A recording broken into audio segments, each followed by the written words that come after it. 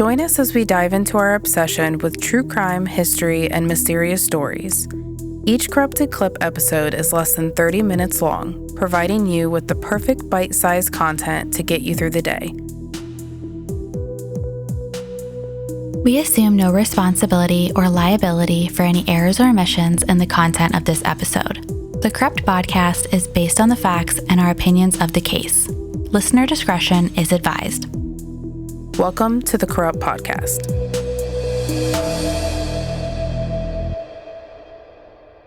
Lori Erica Ruff was an identity thief whose mysterious life and death sparked widespread speculation across the internet following her 2010 death.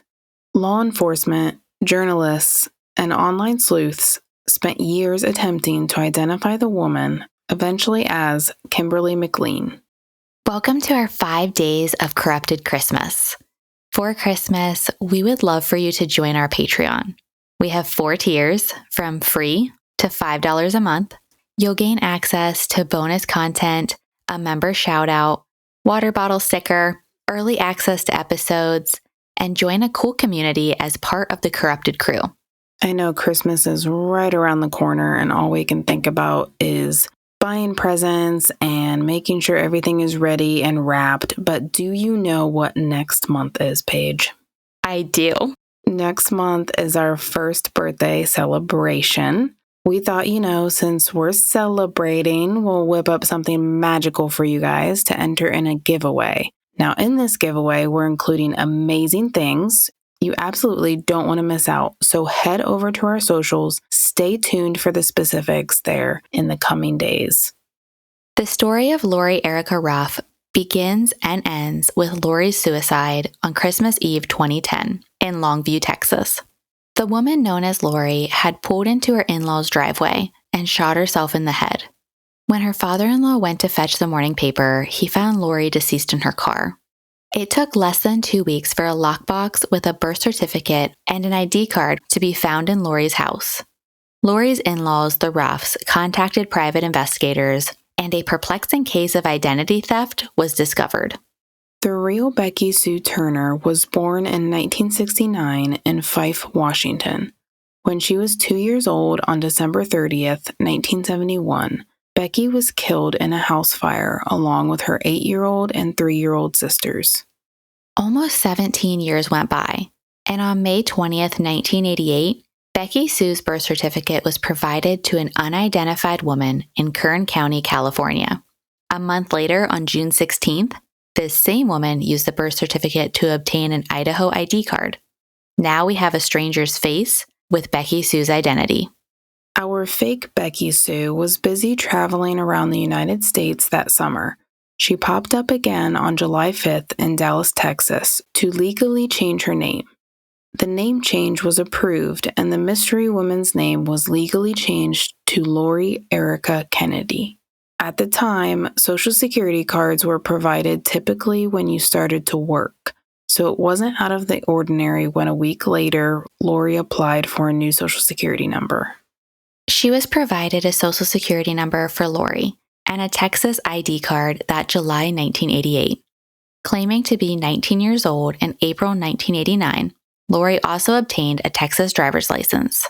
In less than a year, she had appeared out of nowhere, traveled from California to Idaho, and finally to Texas to form an entirely new identity. She covered all the bases, even obtaining a passport. In May 1990, Lori obtained a GED. That fall, she began attending Dallas County Community College. She graduated with a business administration degree in 1997 from the University of Texas at Arlington. Between 1997 and 2000, Lori worked in marketing and lived in Dallas. She also joined a church and singles group. John Blakely, Blake Ruff, met Lori Kennedy at the Northwest Bible Church in 2003. Lori refused to share her past with Blake, saying that she was an only child with a rough childhood and nothing else. Blake was understanding, but his family, not so much. When they got engaged, Blake's family wanted to make an announcement in the newspapers, but Lori was completely against it. She was so against the announcement, they eloped with only Lori, Blake, and the preacher in attendance. The woman known as Lori would adopt another new name, now married as Lori Erica Ruff. The couple purchased a suburban home in Leonard, Texas. Lori and Blake struggled with infertility, resulting in several miscarriages. With the help of in vitro, Lori gave birth to a daughter on September 15, 2008. After their daughter was born, Lori became incredibly protective. She wouldn't allow her in-laws to hold her daughter even to use the bathroom, instead taking the baby to the bathroom with her. It would appear that Lori's mental health started to spiral, and the marriage became strained. Blake was really close with his family, and Lori would not allow them to be around their daughter. It would be a struggle for the next 2 years. They tried marriage counseling, but Lori refused to share information on her past and fully cooperate. In 2010, Blake moved back in with his parents and divorced Lori. Lori's animosity with her in-laws continued. She emailed threats to them, and the Ruffs were forced to file a cease and desist order for harassment.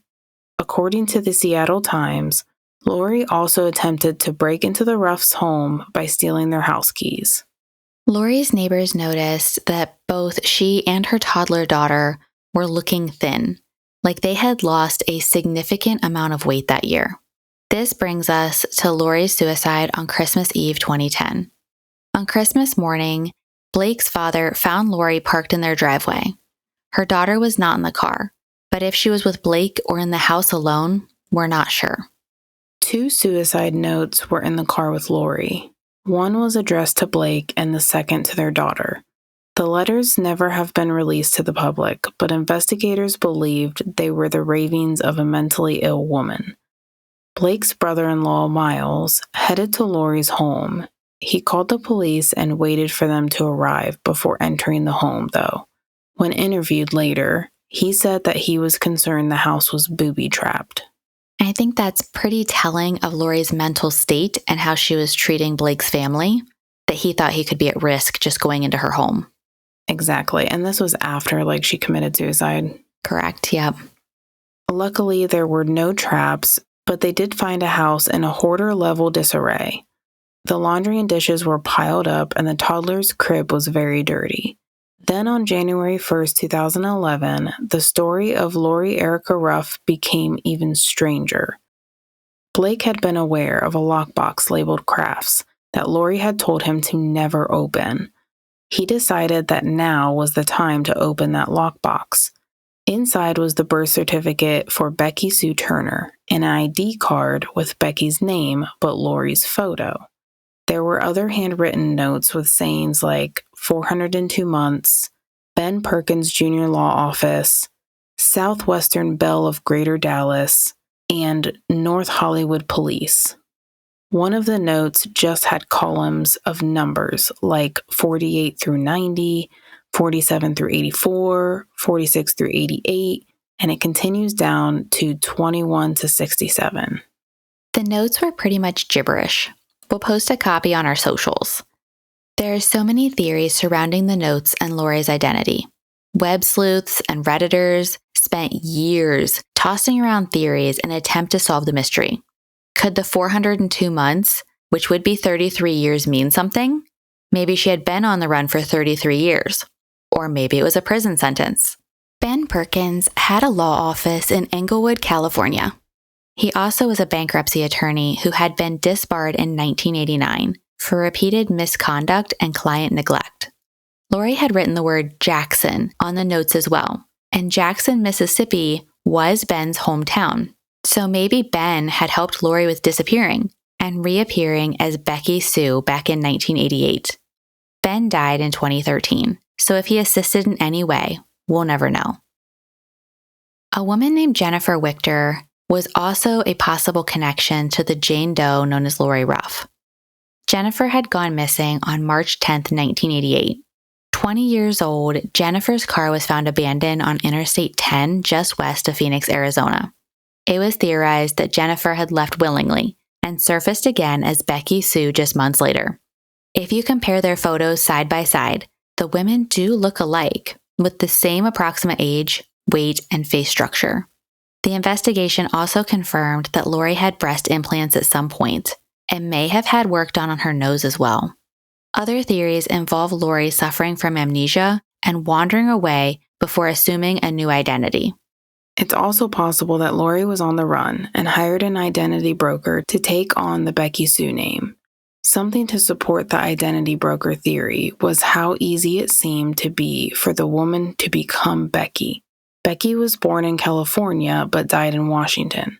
Becky's name had also been spelled with a Y on her birth certificate and an IE on her death certificate, leading to further confusion. California and Washington didn't share reports in the 1970s. Combined with the different spelling, the odds of Lori picking up Becky Sue's information with a different birth state and spelling than a different death state and spelling would have been so low without the help of an identity broker. We know that this woman, known as Lori, had taken Becky Sue's identity, and we can all agree that it was wrong. But she didn't rack up debt or do anything to make this fraud other than taking Becky Sue's identity. She seemed more interested in blending in and starting a new life. To me, it seems like she's more on the run from something in her past. I'm still trying to wrap my head around what an identity broker is. The black market to hook you up with a new identity. Okay, so it's not a real profession. Define real. You can make money from it. Legal? It's not on the profession? Up and up. Nope, not legal. Okay. No, but she was for sure on the run. I think the name spelling could have been targeted because it would be harder to put the pieces together. It sounded like maybe an honest typo or mistake that Lori used to her advantage. But how did she know that it was spelled differently? Or that Becky Sue had been born in California but died in Washington? The identity broker? Yeah, it has to be. Like, how are you going to know that? One of the theories was that she had literally wandered around like a area of a cemetery where young children had died. But the odds of finding that one with Becky being spelled two different ways and two different states. I mean, what are the odds of that? 1 in a million? I thought it was interesting, too, that Becky died when she was 2 years old in a fire around December 30th. That's very close to when Lori kills herself. Yep, about a week apart. On Christmas. I thought that was very interesting. The Ruff family hired a private detective, and it didn't take long to confirm that Becky Sue Turner was not, in fact, Lori Kennedy.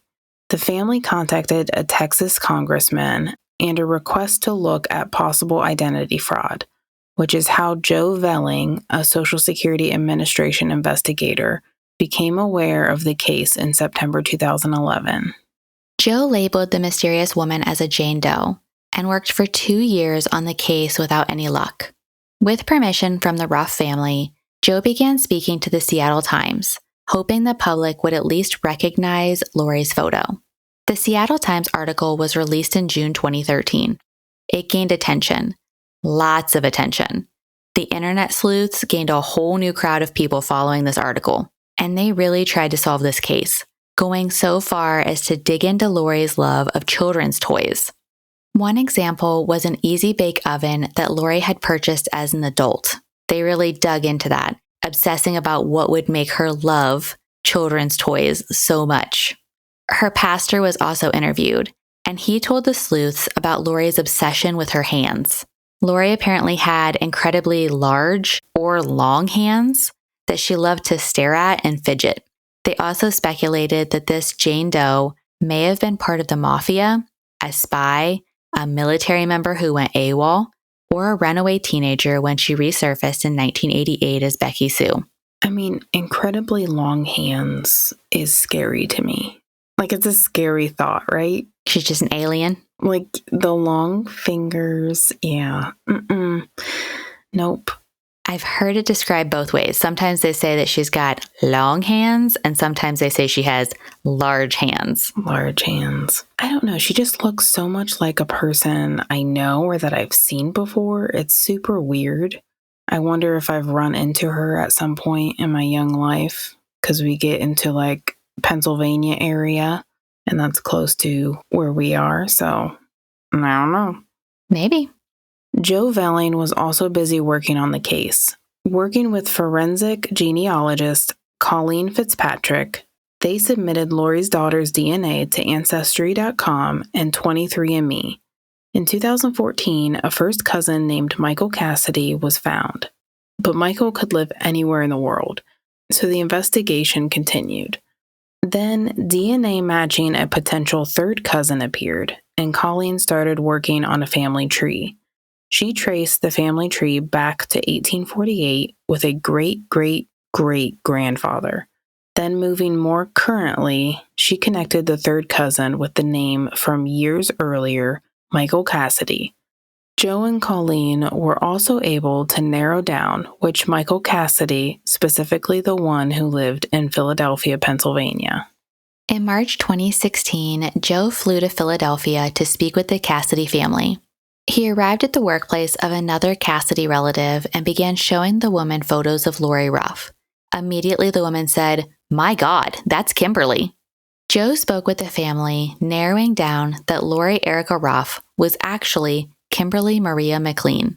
Kimberly's 80-year-old mother, Deanne, took a DNA test to confirm that she was the mother of Lori/Kimberly. Deanne was also able to fill in more information on Kimberly's first 18 years of life. Kimberly was born October 16, 1968. She had a sister, and they lived in Philadelphia until Kimberly was a teenager. At that point, Deanne divorced Kimberly's father and remarried. The family then relocated to Wyncote, Pennsylvania. According to Kimberly's uncle, she had a hard time adjusting to the new life. In 1986, when Kimberly was 18 years old, she told Deanne she was leaving and to not come after her. Then she was gone. The family looked for her without luck. What we don't know is where Kimberly was from 1986 to May 1988, when she stole the identity of Becky Sue Turner. Deanne was connected with the Ruff family and has a relationship with her granddaughter. There is no criminal activity for Kimberly or Lori. Her family says that her childhood was normal, and they have no idea why Kimberly would run away or taken on two new identities. Isn't that what you would still say, though? Like, it kind of rubs me the wrong way. What does?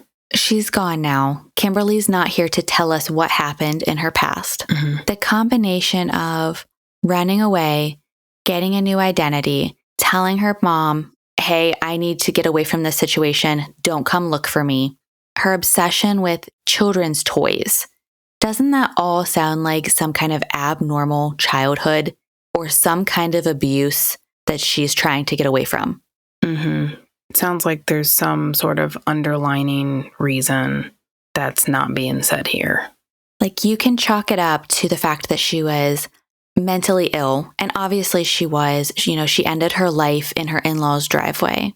We know that she was mentally ill, but maybe, just maybe, she was escaping some abuse that she could not or did not have the ability to process in her past or her childhood. The only thing she could think to do was she managed to get a new identity, but maybe the weight of that was just crushing her and she didn't feel like she could tell anybody. Mm-hmm. Like, maybe it's right. Maybe her childhood was normal and she was mentally ill and she just ran away for no explainable reason. But on the flip side, it would be so easy to say, nope, nothing to see here. Her childhood was completely normal. Yeah, she's not here to defend her side. I get it. Yeah, it's not fair. No. But Blake knew her. He was her husband for a little bit of time. Mm-hmm. So he can kind of contest, whether Kimberly was. I mean, obviously we know that she had a mental health issue, but yeah. And she didn't say anything about her past. She wouldn't talk about it. He could give some sort of insight, whether he saw her troubled. He was the one there, going to bed with her every night. Living with her. Yeah.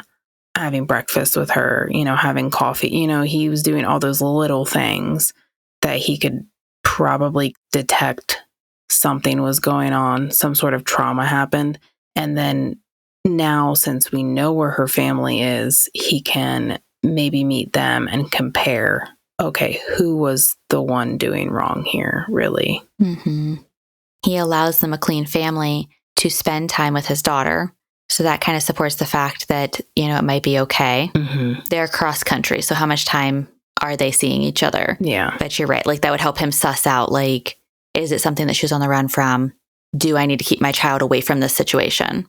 And maybe the situation's changed now. It's been, 30 plus years. Who knows? It is a mystery on why she ran. She was clearly mentally ill, but we will never know if it's because she had a history of mental illness or if she was truly on the run from something in her past. We would love for you to become part of the Corrupt crew. You can find us on Patreon with multiple tiers and PayPal. This will score you our appreciation and will announce your name in a future episode. Both links are in the episode notes. Case suggestions and feedback can be emailed to us at corruptpod@gmail.com. The sources for this episode would be listed in the episode notes. You can find us on Instagram, Facebook, and Threads. Don't forget to subscribe to catch our new Corrupt content. Please also leave us a review wherever you're listening to this episode. Bye! Bye!